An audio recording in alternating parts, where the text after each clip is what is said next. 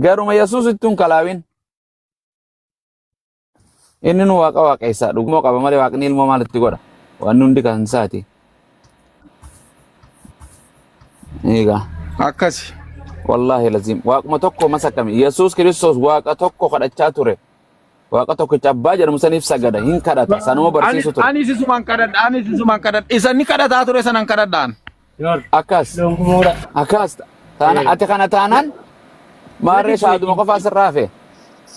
Yesuusis ergama, Muhammadis, Abrahaamis, Museenis, Salomoonis ergamaadha. Hanqanuma allaqe islaama jechuun hanqanuma dhumatte. Waaqayyoon san namaa miti, sadii miti, afurii miti, shanii miti, gimmaashaa miti. Inni guutuu kan qaama tokkotti hin naajamne gargaarsatti waa takkatti hin naajamne irraa walaba hin rafu, hin nyaatu, hin mugu, hin irraanfatu, hin geeddaramu. Sareen ta'u, jaldeessan ta'u, naman ta'u hin dhalatu jechuma kanuma. Naa ol. Akkan abbo. Rifeen. Wayya ustaaz. Dirqamni hin jiru amantii keessatti. Waaqni tokko jettee ni amantaa? Hai, seeraan akkam waaqa lamatti nama naasin. Goobas, Yesuus Kiristoos ergama waaqa tokkicha sanii jettee ni amantaa? 25 bebbeekamoo jiran keessaa isa tokko jettu. Eeyyeen. Haa. Nabiyyoota keessaa maaltu adda isa godhee naan dhiiga namaatiin hin dhalatiniin? Dhiiga namaatiin no abbaa malee dhalate jedhi dhiiga namaarraa dhiiguma qaba. Yaa silas namni koo isi Anaafiyatu adda. Walii gallee anaafiyatu Oromoo taane qaama ta'uun isaa namummaarraa hin baasti moo nama gooti moo hin gootu?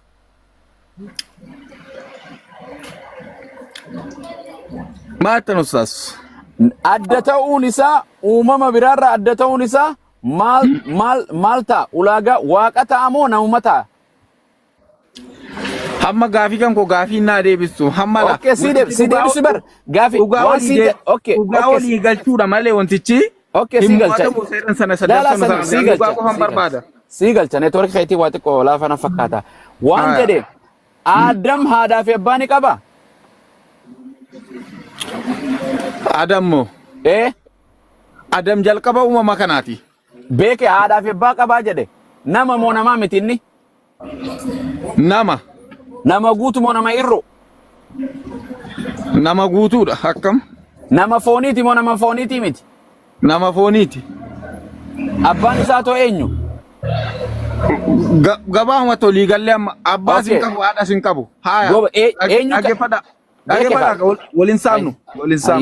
Haadha sin qabnu abbaa sin qabnu inni uumamoota lafa kanarra jiraniif jalqabadha. Haa jedhamee sarratti waan jalqabameef rabbiin isa kophaatti lafa godhe. Tole. Mootummoota dhufaa darban nabiyyoota dhufaa darbaniin meeqaan booddee dhufe Yesuus Kiristoos.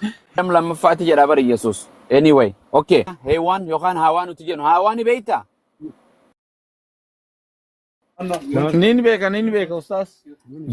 Biyyeerraa argamte moo namarraa argamte isiin? Namarraa cinaacha isaa irraa buqqaatee jedhama miti. Dhiirarraa argamte moo dubartiirraa argamte? Dhiirarraa argamte. Namni dhiirarraa dhalata moo dubartiirraa dhalata?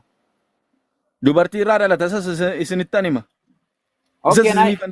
Kanarraa dubartii yeroo sanatti waan lafa kanarra hin jirreef dubartiin haa jedhamtee jalqabamtuudhaaf rabbiin waa hunda gochuu ni danda'a waan ta'eef jennaan isarraa akka isheen fottoqxee dubartii lafa kanarratti wal hormaanni baay'atuuf haa jedhame akkasiirraa jalqabamuuf dhiirarraa argamte isheen. Okay, Goobas gara Yesuusiin si dhufa. Yesuus Kiristoos. Yesuus Kiristoos dhiirarraa dhalate moo dubartiirraa dhalate? Yesuus Kiristoos? Dubartiirraa dhalate.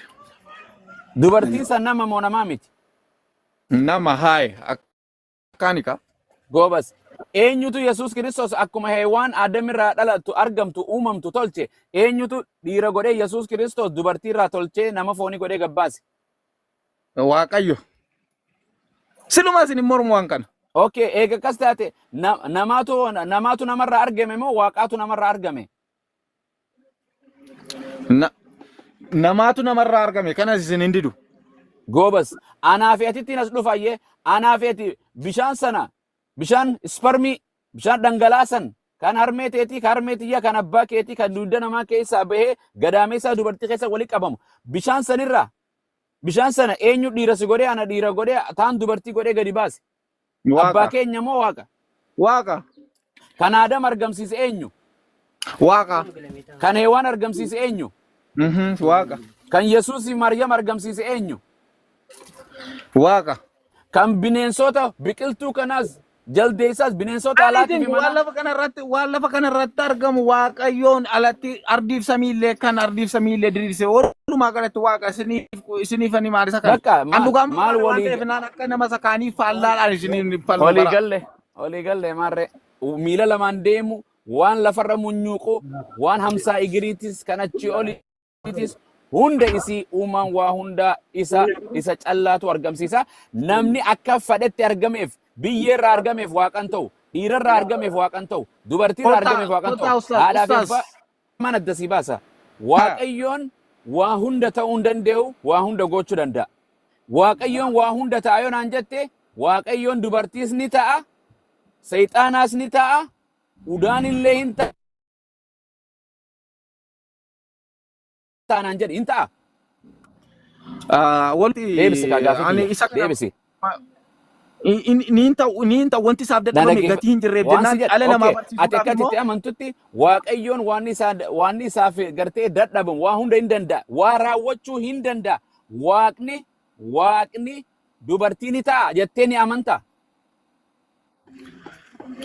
Hamma ustaaz ani macaafa amantaaruma keessatti akka Waaqni saalaa Waan macaafa kiyyaa sin gaafanne bar wangeelaa sin gaafanne Waaqayyoon waa hunda atii kana dubartitti geeddaruu hin danda'a. Waaqayyo dubartii ni ta'a. Okay, sanii miti. Odan waata kan sigaadha. Waata kan Waaqayyoon wabii kana Waaqa godhuu ni danda'a. Waaqayyoon wabii kana Waaqa gochuu hin danda'u. Maaliif hin danda'u? Hin danda'u Waaqayyoon kan limiti ilaala amma dura akkanaa deebiste gartee hin danda'u. Maaliif? Maaliif? Waaqni isa qofa waan ta'eef. Baarreed Waaqayyo waa hunda danda'a maaf naan jettare Waaqayyoon hayyee ni ejja yoo fedhe ejja godhuu ni godha. Ejja jechuun maal? Gumna sagaggaalummaa sharmuuxummaa ni dalagaa Waaqayyoon yoo fedhe. Hin dalagu. Waa hunda waan isaan malu malee Waaqayyoon hin maltu kun Waaqayyoon qaama dubartii keessa hin seenu hin dhalatu qaama dubartii keessa hin seenu kun eenyummaa isaatii miti. Amma dandeetti. Si kana Waaqa godhuu ni danda'amu hin danda'u naan hin jenne ammaati. Raawwate Waaqayyo gadaameessa ji'a 9 keessa ilmi namaa ture ji'a 7 dhalata. Kan gadaameessa keessa ture dhalate sana dhiira moo Waaqayyoodha? Hamma dubaroo Maariyaam irraa dhalate namadha.